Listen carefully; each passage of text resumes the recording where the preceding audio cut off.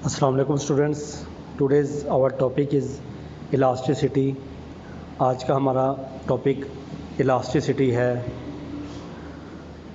अगर हम रबड़ बैंड को खींचते हैं तो उसकी लेंथ इंक्रीज़ हो जाती है।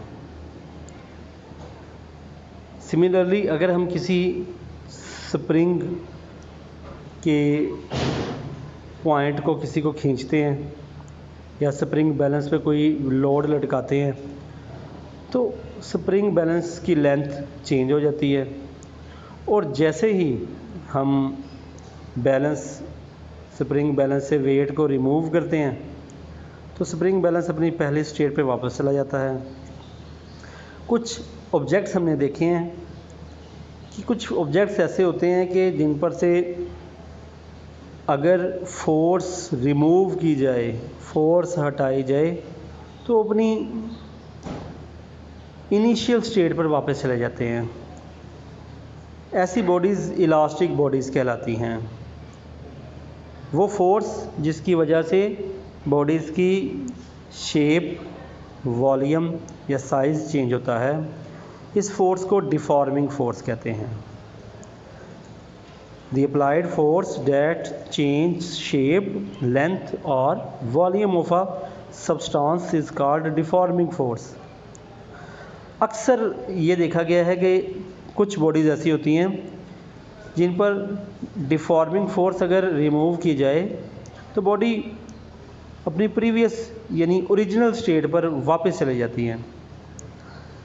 ये प्रॉपर्टी जिसकी वजह से डिफॉर्मिंग फोर्स हटाने से बॉडी अपनी ओरिजिनल साइज़ में या ओरिजिनल शेप में वापस चली जाए, ऐसी बॉडीज़ इलास्टिक बॉडीज़ कहलाती हैं। और ये प्रॉपर्टी इलास्टिसिटी कहलाती है, यानी कि वो प्रॉपर्टी जिसकी वजह से डिफॉर्मिंग फोर्स हटाने से body original size and shape में वापस चली जाए, इस प्रॉपर्टी को इलास्टिसिटी कहते हैं।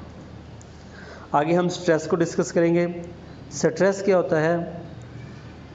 वो फोर्स जो बॉडी की यूनिट एरिया पर लगने वाली, यूनिट एरिया पर एक्ट करने वाली वो फोर्स जो बॉडी की शेप, साइज़ या वॉल्यूम में चेंजिंग लाती है, यानी कि जो बॉडी में बिगाड़ पैदा करती है, वो फोर्स, उस फोर्स को हम लोग स्ट्रेस कहते हैं।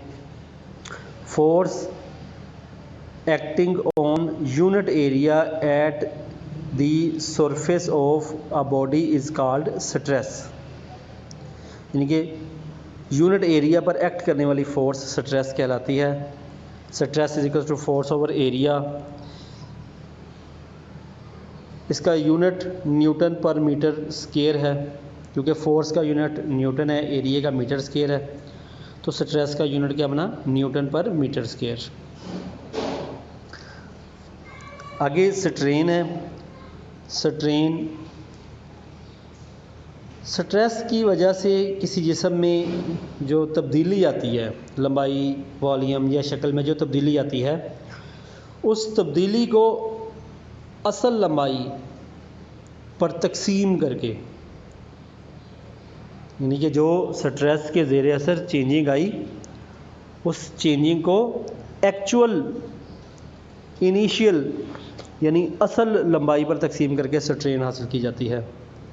स्ट्रेन का कोई यूनिट नहीं होता, क्योंकि ये दो एक जैसी मिकदारों के दरमियान रेशो होती है, रेशो बिटवीन सेम क्वांटिटीज़ होती है, इसलिए स्ट्रेन का कोई यूनिट नहीं होता। यानी कि चेंज इन लेंथ को एक्चुअल लेंथ पर डिवाइड करके, चेंज इन लेंथ को एक्चुअल लेंथ पर डिवाइड करके हम स्ट्रेन हासिल करते हैं। यानी कि जो आप डायग्राम्स में देख रहे हैं कि लेंथ में चेंज है, जो चेंज आ रहा है उसको एक्चुअल लेंथ, असल लेंथ पर डिवाइड करने से स्ट्रेन हासिल होता है।